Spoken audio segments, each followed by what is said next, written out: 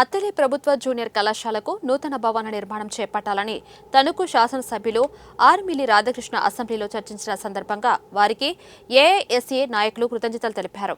ఈ మేరకు అత్తలి ప్రభుత్వ జూనియర్ కళాశాల కూడలిలో ఏఐఎస్ఐ సమావేశం జరిగింది. ఈ సందర్భంగా ఏఐఎస్ఏ జిల్లా కార్యదర్శి అప్పలస్వామి మాట్లాడుతూ ఏళ్ల తరబడి అత్తిలి ప్రభుత్వ జూనియర్ కళాశాలకు సొంత భవనం మంజూరు చేయాలని ఎమ్మెల్యే ఆర్మిలి రాధాకృష్ణ చొరవ తీసుకుని ఈ కళాశాలకు సొంత భవనం మంజూరయ్యే విధంగా మరింత కృషి చేయాలని వారు విజ్ఞప్తి చేశారు.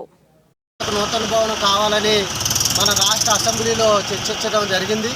మరి దాని ప్రకారంగానే ఈ కళాశాలకి నూతన భవనం నిర్మించాలని విద్యార్థి సంఘాలుగా చాలా సంవత్సరాలుగా మనం కూడా విద్యార్థి సంఘాలుగా అనేక విధాలుగా పోరాటాలు చేస్తున్న సందర్భం ఉంది.